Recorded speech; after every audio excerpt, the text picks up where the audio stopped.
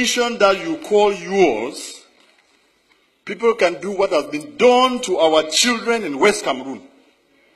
I call it West Cameroon because you will never take it out of our mouths again, because that is a territory in which we believe in freedom.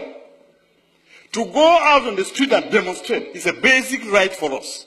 And that is why we are saying that there are two Cameroons that came together. If you are telling us, like a state minister stood here last year and told us that what happened in Cameroon is like dropping a few cubes of sugar into a basin of water. Who is the sugar and who is the water? I'm asking the government bench of Cameroon. Who is? That you rape our children. My brother's daughter has been raped in Boya. I swear to you, the government of this country, does the president of this country know that the governors and the DOs and all the administrators who are sent to West Cameroon are out there behaving exactly like an army of occupation? Our people have nowhere to go. We have made all the efforts. Our ancestors and our forefathers trusted you to go into a gentleman's agreement that two people who considered themselves brothers could go to live together. If this is what you show us after 55 years, then those who are saying that we should break Cameroon are right. They are correct. The people of West Cameroon cannot be your slaves. The people of West Cameroon are not, you did not conquer them in war. If this is what you are saying that we should live in, I say simply no, it will not work. How do you have an army that's supposed to protect children, step out there, beat them, and rape some? It is not heard of in any country. This is the 21st century, and anybody who does that and cannot be willing for his government to pay the price, we will exact it on you. Because you are making us believe that we went to the wrong place. What is there to say? I want the world to know and to have it on record that we have made efforts. I have sat with ministers and listened to them talk. The first one was the then Minister of Justice, Amadou Ali, 10 years ago. And I took my time, drove from Congo to Yaoundé to tell him something is brewing out there. This thing that you people are sending gendarmes to beat people up and say all of these things, there is pain in West Cameroon. And as Minister of Justice, be very careful. What happens there? And he turned around, looked at me, and told me, Mr. Wirba, it is your people who choose to come here. He is alive. He told me.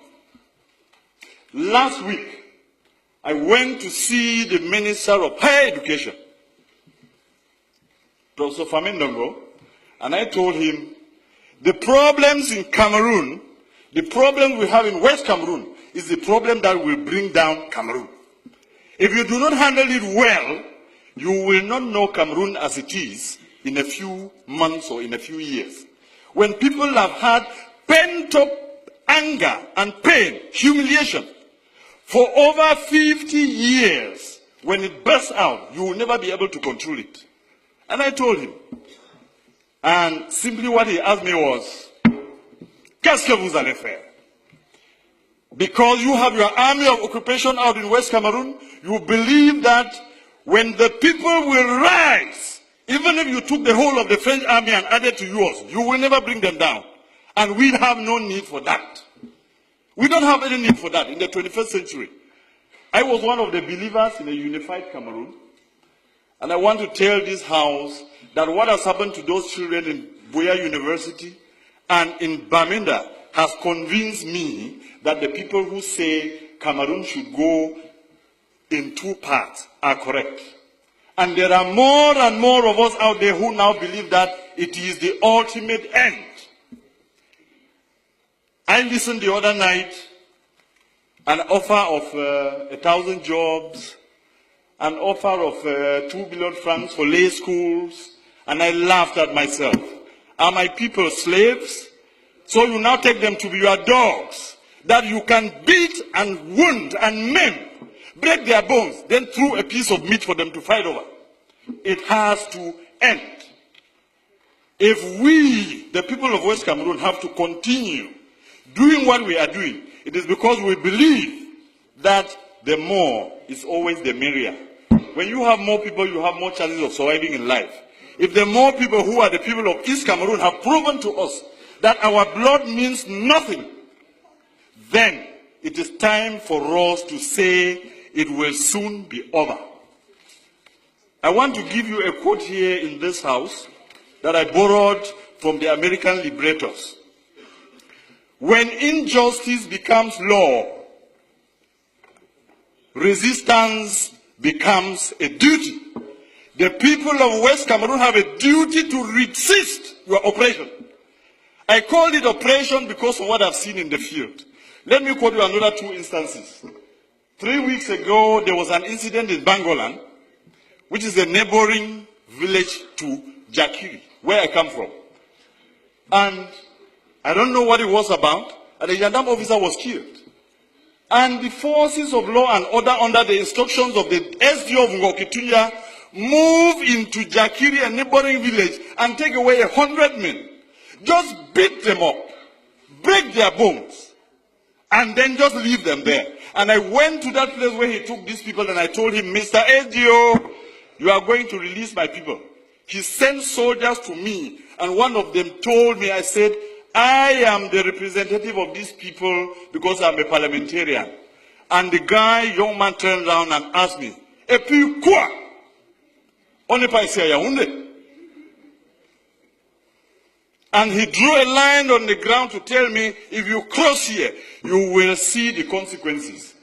Unfortunately for him, I happen to be a descendant of the warriors, so nobody draws a line before me. And I crossed, and I told him, shoot me. I told the SDO, release my people.